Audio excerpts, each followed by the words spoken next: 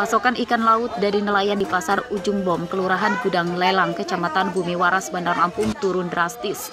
Rabu siang, sebagian pedagang tidak berjualan karena tidak mendapatkan ikan dari agen maupun nelayan.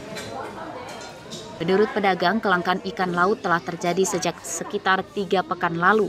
Dampaknya harga ikan laut naik.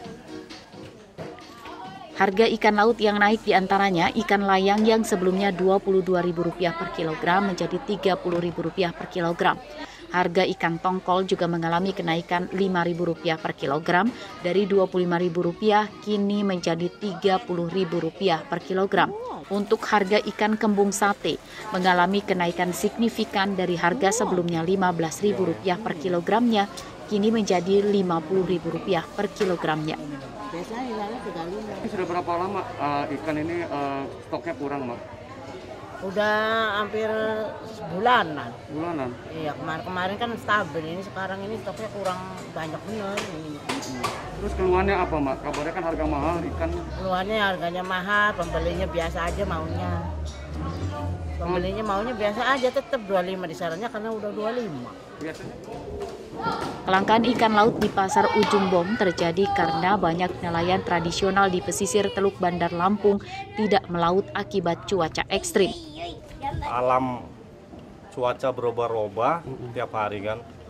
Jadi musimnya angin utara ini kan musimnya baratan ini ikan di sini mulai kurang. Jadi rata-rata mereka yang khususnya nelayan besar ini larinya ke Lampung Timur musimnya kan di sana. Jadi kayak cantrang apa gitu. Ikan laut yang dijual di pasaran Bandar Lampung saat ini dipasok oleh nelayan yang memiliki perahu berukuran besar. Mereka tetap melaut namun mengalihkan wilayah penangkapan ikannya ke perairan Lampung Timur karena adanya perubahan angin utara. Arsadi Saputra melaporkan dari Bandar Lampung.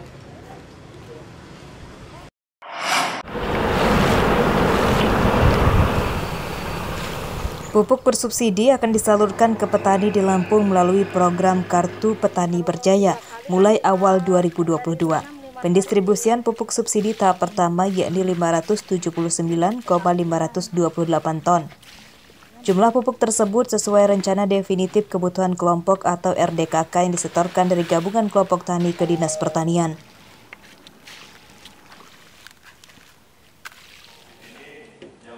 Teknis baru penyaluran pupuk subsidi melalui Kartu Petani Berjaya setelah Gubernur Lampung dan seluruh kepala daerah menandatangani surat keputusan bersama pada rapat koordinasi di Gedung Pusiban.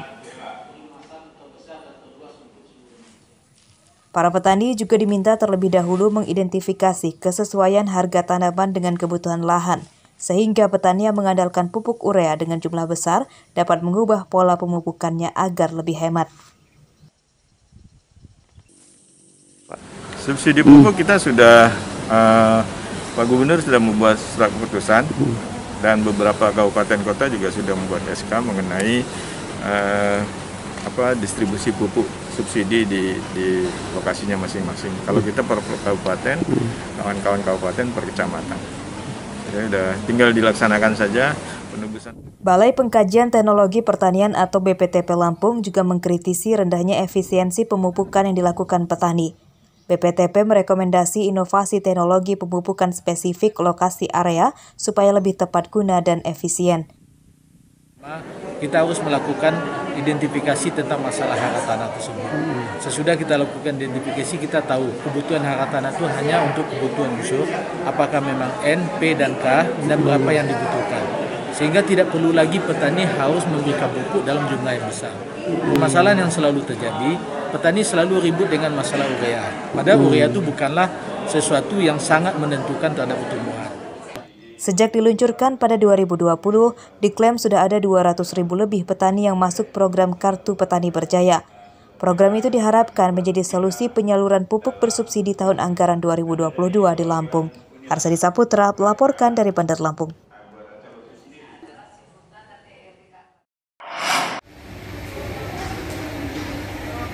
Penjaringan atlet-atlet anyar olahraga elektronik atau e-sport mulai dilirik pemerintah daerah hingga provinsi.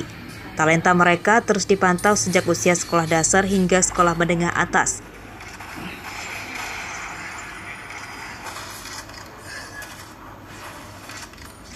kompetisi tingkat lokal akan sering digelar sebagai ajang latihan para calon atlet. Apalagi e-sport mulai dipertandingkan di tingkat internasional. Lampung bahkan mengirim atletnya pada pertandingan eksibisi e-sport di PON Papua lalu.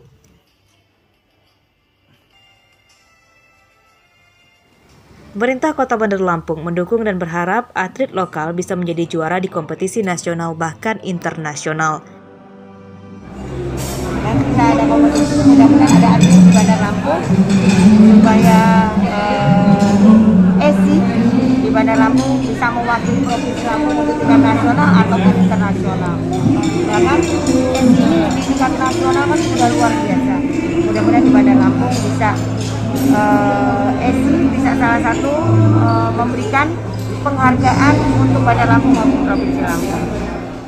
Kompetisi akan menggelar berbagai permainan antara lain PES 2022, Mobile Legends, PUBG, hingga Free Fire. Pemkot Bandar Lampung juga berupaya menyediakan fasilitas e-sport supaya para atlet bisa meningkatkan kemampuannya. Jeffrey Arifin melaporkan dari Bandar Lampung.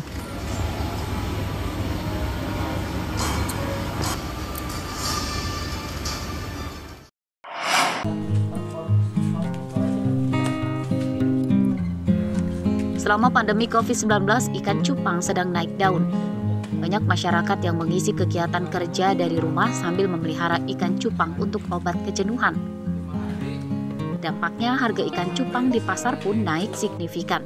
Harga ikan cupang yang biasa dijual Rp5.000 per ekor naik menjadi Rp10.000 per ekor. Begitu pula jenis ikan cupang lainnya yang biasanya harganya puluhan ribu rupiah per ekor kini naik menjadi ratusan ribu rupiah per ekor. Peluang meningkatnya pasar ikan cupang banyak dimanfaatkan oleh masyarakat, bahkan pelajar juga menjadi pedagang ikan cupang musiman. Salah satunya adalah Ari Agustin, pelajar kelas 11 di SMK 4 Bandar Lampung. Ari menjual ikan cupang di lokasi pusat penjualan ikan hias di depan salah satu mal di Jalan Hayam Muruk, Kedamaian, Bandar Lampung. Setiap harinya, Ari mengaku mampu menjual ikan cupang hingga belasan ekor dengan pendapatan rata-rata Rp200.000. Meski sibuk berdagang, namun Ari tetap tidak melupakan statusnya sebagai pelajar. Ia tetap belajar secara daring di sela-sela waktu menunggu konsumen datang. Karena daring ini cukup membantu juga sih, karena kita bisa membagi waktu, kayak kita ngerjainnya bisa di malam harinya, apa di pagi harinya, terus tuh dagang, terus juga bisa dikerjain di lokasi juga. Jadi nggak terlalu banyak makan waktu lah. Omset per hari dari ya minimal nominal 50 sampai 300 lah. Pelajar berjualan ikan cupang ini menjadi edukasi penyemangat bagi warga lainnya untuk selalu berinovasi, membaca peluang bisnis agar tetap menghasilkan uang di tengah masa pandemi. Ari Agustin tetap berharap wabah COVID-19 di negeri ini dapat segera berakhir dan ia bisa kembali sekolah normal. Jeffrey Arifin melaporkan dari Bandar Lampung.